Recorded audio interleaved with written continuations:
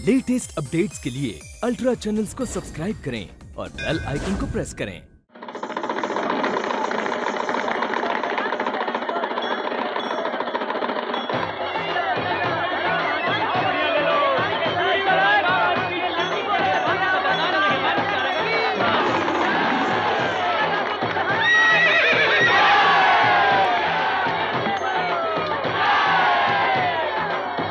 देखिए, आजादी हमारा पैदाइशी हक है और हम इसे हासिल करके रहेंगे। हम अंग्रेजों से आजादी की भीख नहीं मांगेंगे। आखिर वो ये तय करने वाले होते कौन हैं? ये देश हमारा है, ये जमीन हमारी है, ये आसमां हमारा है और आजादी हमारी है, जिस पर अंग्रेजों ने धोखे से कब्जा कर रखा है। इसलिए हम सबको एक होकर अंग्रेजों के जुल्म से इस देश को बचाना होगा। हमें एक होना होगा भाइयों, हम सबको एक होना होगा। हुजूर, कुछ लोग वहाँ हुकूमत के खिलाफ पर्चे बांट रहे हैं।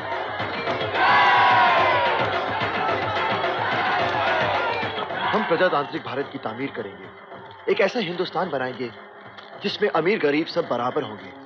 उस आजाद भारत की हुकूमत मजदूरों और किसानों के हाथों में होगी।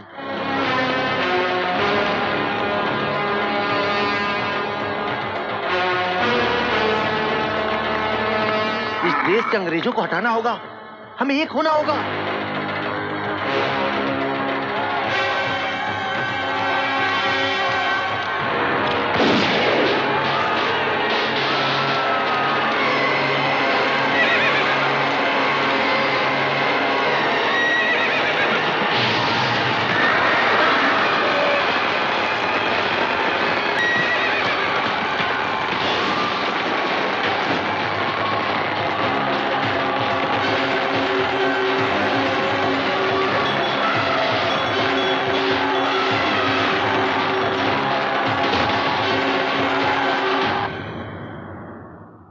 अर्ज किया है, अपनी किस्मत में अजल से ही सितम रखा था।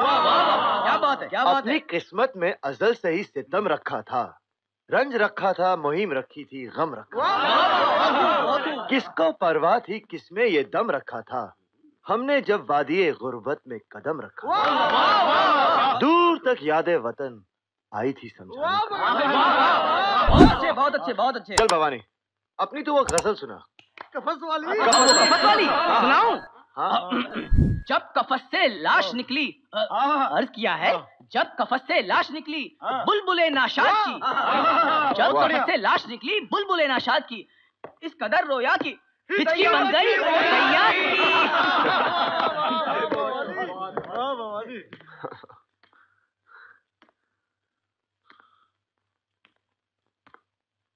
चल आगे सुना। भैया भैया तू फिक्र मत कर, मैं हूं ना। चल। कम सिनी में नाम ले, कम सिनी में खेल खेले, नाम ले ले के तेरे। अर्ज किया है, कम सिनी में खेल खेले, नाम ले ले के तेरे, हाथ से तुरबत बनाई, पैर से बर्बाद की। भगत बहाराव, मुझे तुमसे बात करनी है। कमाल कर दिया भवानी।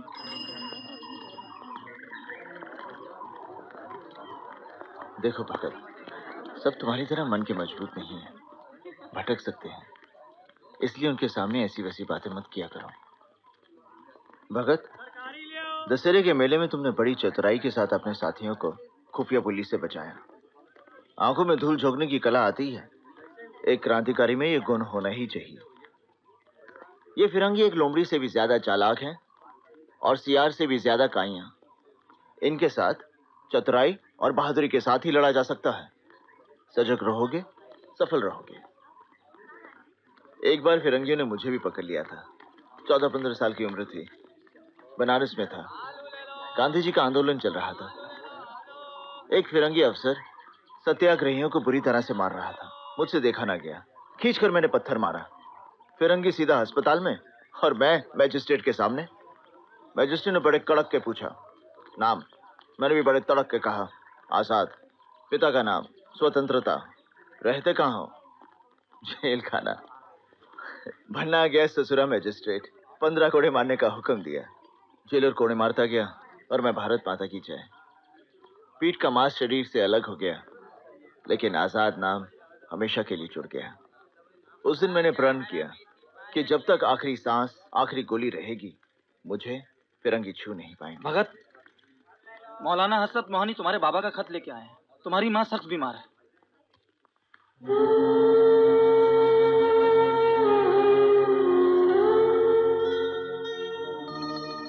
नहीं खानी मुझे ये दवाई वैद जी, नहीं खाऊंगी। किशन सिंह जी, अब आप ही ने कही दवा खाने के लिए।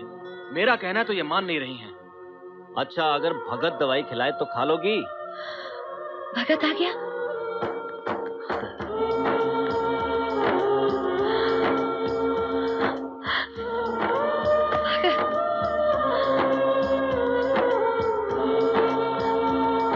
कहाँ गया था तू इतने दिनों? ना कोई चिट्ठी, ना कोई खबर। माँ की याद नहीं आई तुझे? ऐसा हो सकता है माँ? वैद जी, अब आप जा सकते हैं। मुझे दवाइयों की जरूरत नहीं है। मेरा बेटा आ गया है ना। आजा, तुझसे बहुत सी बातें करनी है। आ, इस बार नहीं जाने दूंगी तुझे। पेड़ियां डाल के रखूंगी। हाँ,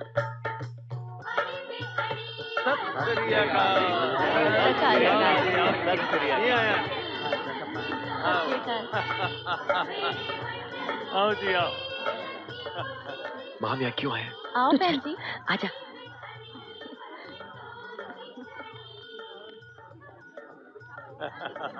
आओ जी, बैठ जा। आओ बेटा बैठ। कैसी हैं आप? अच्छी हूँ जी। पर बीच शाबाश, इसकी क्या जरूरत है? काका, अमृतिया में लेके जल्दी। शाबाश। थोड़ी सी खराब और थी। सुनाओ मान साहब, बस वो वैद जी आ जाते हैं और दवाइयाँ देते ही जाते हैं, देते ही जाते हाँ हैं। जी बिल्कुल। तो ठीक है ना? हमें तो बड़ी खुशी है जी आप लोग यहाँ आए।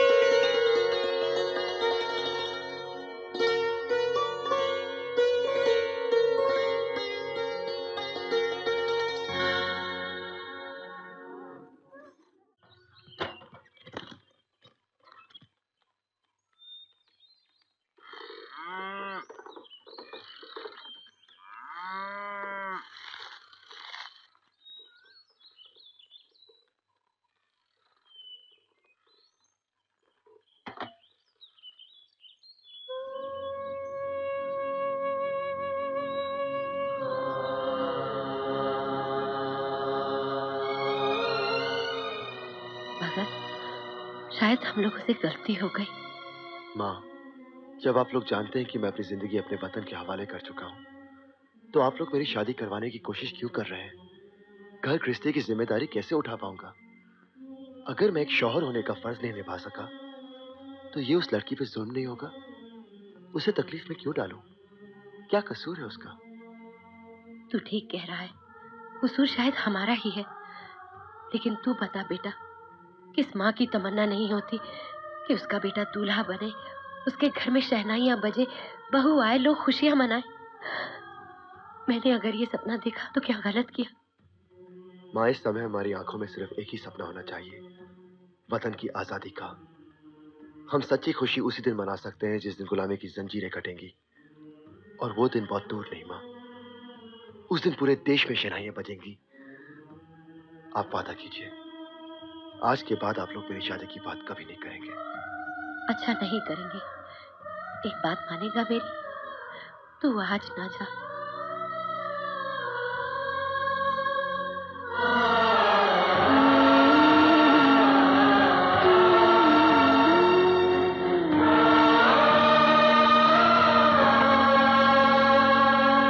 हमारे दिल्ली दफ्तर से तार आया है। उन्हें पैसे चाहिए और हमारे पास जो भी रकम थी सारी खर्च हो चुकी है।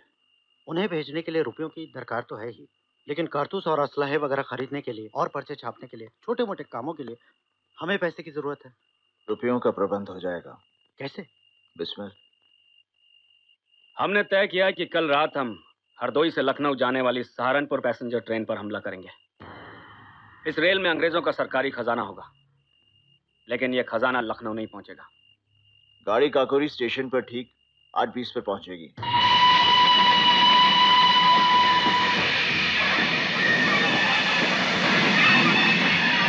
मैं, अशफाक, लहरी और रोशन दूसरे दर्जे में जा बैठेंगे।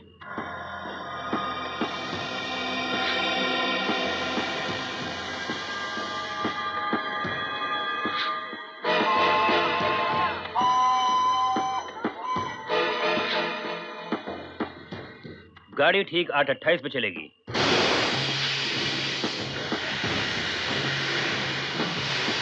मैं और बाकी साथी पास के जंगल में तैयार रहेंगे।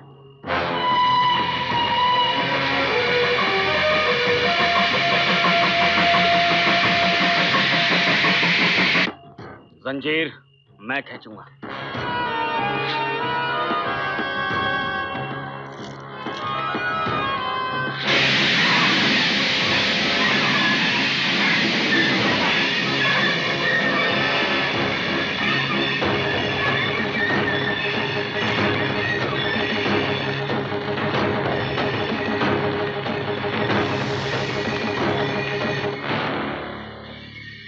गाड़ी क्यों धीमी हो गई? क्या पता। हाँ, गाड़ी क्यों धीमी हो गई? देखता हूं।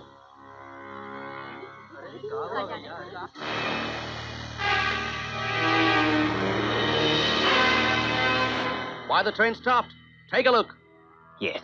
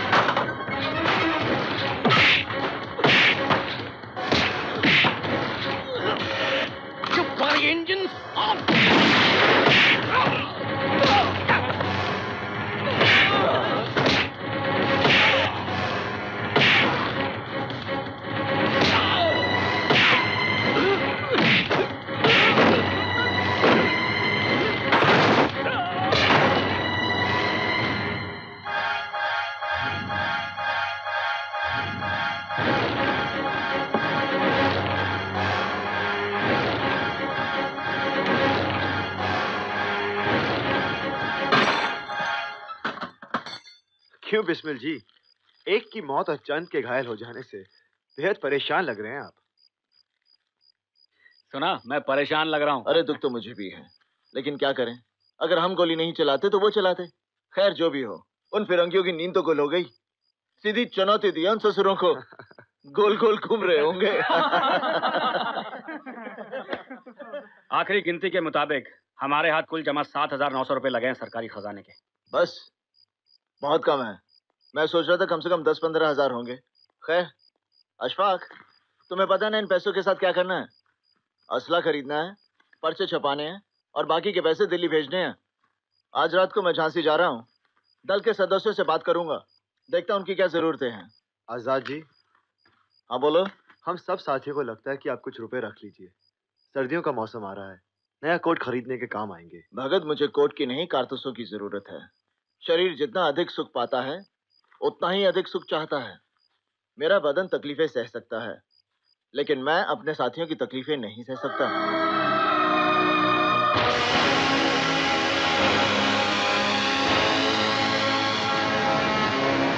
सर, ये शॉल उनमें से एक का हो सकता है जिन्होंने गाड़ी को लूटा है, और इस पे एक धोबी का निशान भी है। You mean it's a laundry mark? Ji. Show me.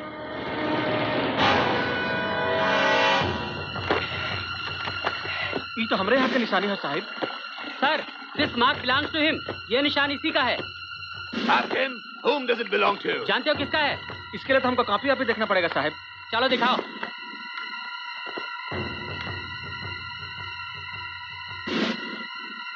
क्या हुआ? कुछ नहीं, कुछ नहीं।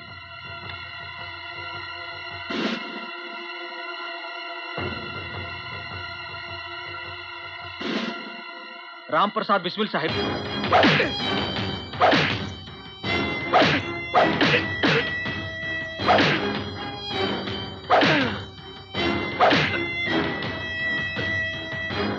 पंडित, बता दे उन्हें, जो पूछ रहे हैं वो।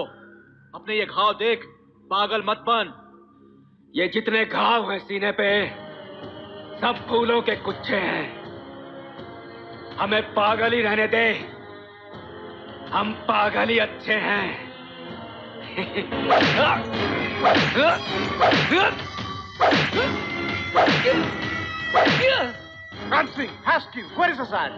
आजाद इनके हाथ न आया न आएगा। इनकी फूकों से वो चिराग बुझाया ना जाएगा। राम सिंह, बता दे इस फिरंगी को, इसे आजाद चाहिए, हमें आजादी। इसे आजाद नहीं मिलेंगे और हम लेके रहेंगे आजादी। हजूर, और 3 लड़कों का पता चल चुका है। वंदे मातरम, वंदे मातरम। कैसे?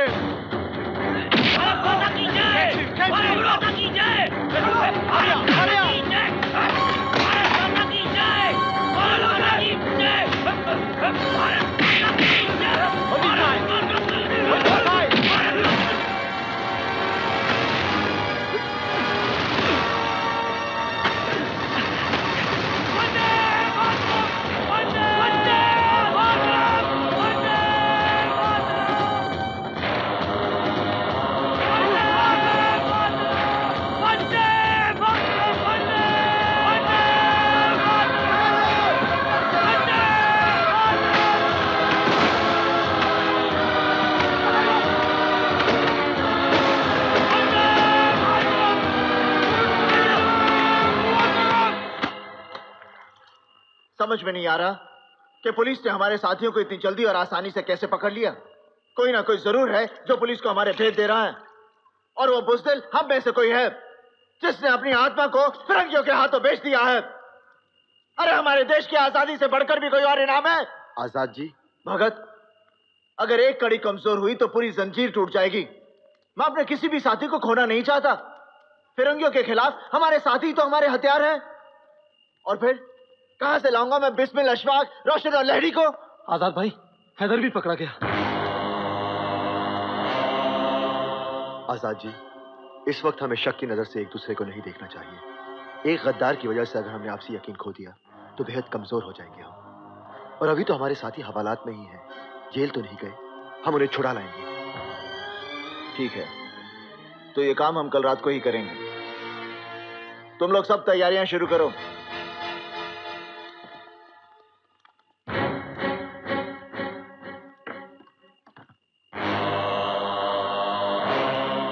आजाद जी, ये काम हम आज रात ही करेंगे।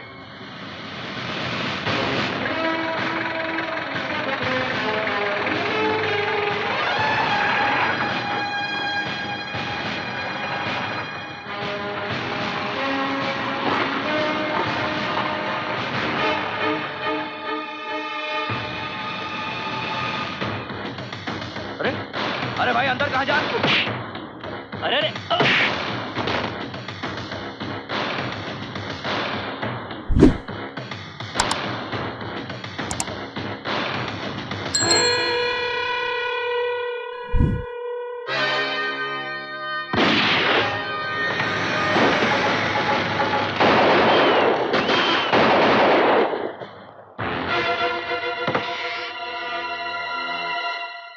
तुम भी इसी वतन के हो, हम भी इसी वतन के हैं।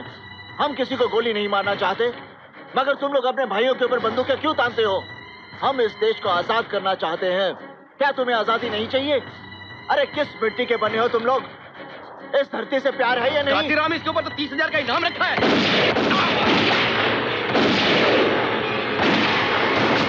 आजाद भाई!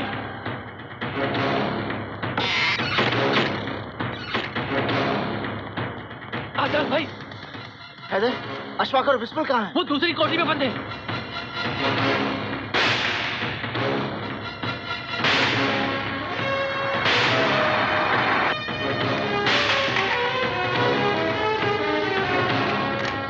वो लोग उधर कोठरी में बंद है। आइए आइए।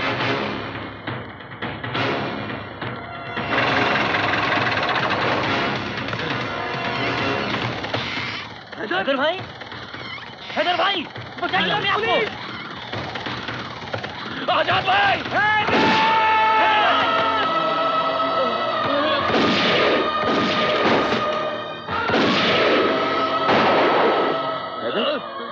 हैदर, मैक्सिको।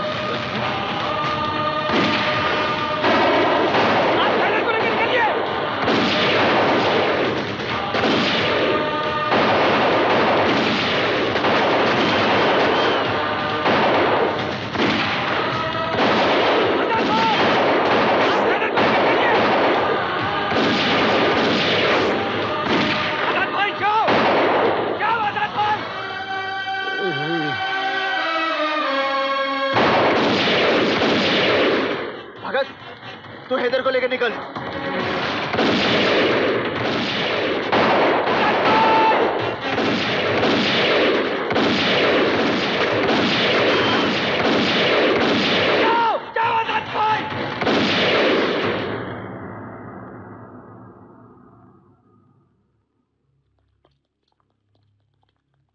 आजाद भाई, आप हैदर को लेके जाइए। पुलिस वाले आपकी तरफ आ रहे हैं। जल्दी जाइए, जाइए आजाद भाई।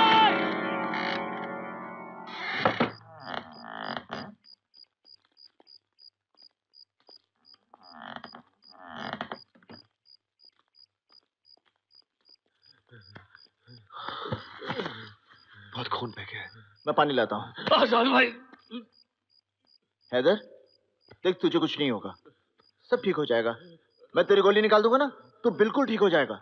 मैं तुझे कुछ होने नहीं दूंगा, तू फिक्र मत कर हैदर, फिक्र मत कर। हाँ हाँ क्या आजाद भाई क्या हाँ?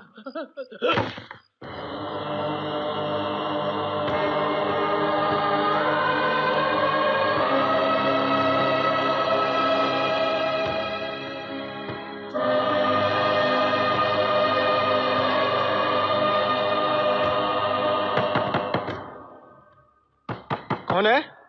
मैं गणेश शंकर विद्यार्थी। आ रहा हूं।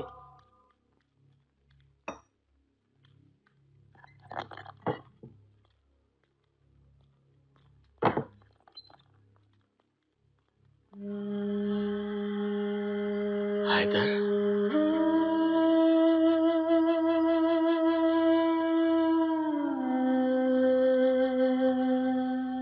वंदे मातरम। लाला जी का संदेश आया है। उन्होंने आप सब लोगों को तुरंत लाहौर बुलाया है। भगत, तुम जाकर लाला जी से मिलो। मैं हैदर के घर वालों से मिलकर इसके अंतिम संस्कार की तैयारी करता हूँ। भगत सिंह, तुम आजाद और तुम्हारे बाकी के साथी क्या करने की कोशिश कर रहे हो? हाथों में बंदूक और बम लेकर इधर उधर डकैती डालकर और पुलिस वालों पर हमला करने से इस देश को स्वाधीनता नहीं मिलने वाली है। तुम सारे के सारे क्रांतिकारी गैर जिम्मेदार नौजवान हो। किसकी नकल करने में लगे हुए हो? नकल हम उनकी कर रहे हैं जो कामयाब हो चुके हैं। और हम क्या करें लाला जी? राउंड टेबल कॉन्फ्रेंस का इंतजार? क्या होगा उससे? क्या हुआ अब तक? आप जानते हैं लाला जी, हम सब असहयोग आंदोलन के साथ थे। हमें वो तरीका ठीक लगा था, पूरे हिंदुस्तान को ठीक लगा था। इसीलिए नौजवानों ने अपनी पढ़ाइयां छोड़ दी, वकीलों ने वकालत, डॉक्टरों ने अपने दवाखाने बंद कर दिए, लोगों ने अपनी नौकरियां छोड़ दी। हमें लग रहा था कि हमें आजादी मिलने वाली है, लेकिन क्या हुआ? चौरी चौरा के हादसे के बाद गांधी जी पीछे हट गए। कुछ लोगों के गुस्से की वजह से पूरे हिंदुस्तान का जोश ठंडा कर देना सही था? शतरंज की बिसात बिछाकर चाल चलने से तो आजादी नहीं मिलने वाली। कोई एक तमाचा मारे तो अपना दूसरा गाल आगे कर दो। हमें यह कायर शराफत समझ में नहीं आती। अगर वो एक हिंदुस्तानी को मारेंगे तो मैं उन सबको मार दूंगा। हमें आजादी चाहिए, पूरी आजादी, उससे कम कुछ भी नहीं। और अपनी आजादी हम अंग्रेजों से मांगेंगे नहीं, छीनेंगे। लेकिन इसके साथ हम ये भी मानते हैं कि सिर्फ पिस्तौल और बम कभी इनकलाब नहीं ला सकते, बल्कि इनकलाब की तलवार विचारों की शान पर तेज होती है।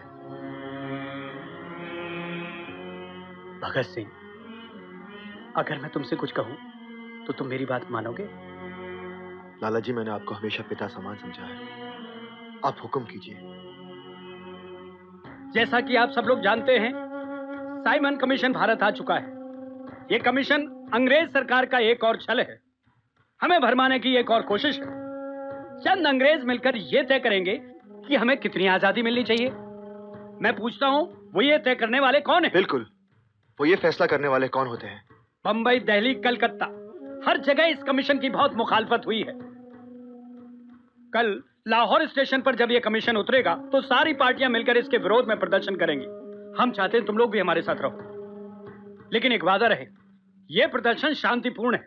तुम लोगों को शांत रहना होगा, चाहे कुछ भी हो जाए। अंग्रेजों को हाथ नहीं लगाओगे। मैं वादा करता हूं लाला जी, हम सिर्फ नारे लगाएंगे। खुश रहो। अच्छा लाला जी,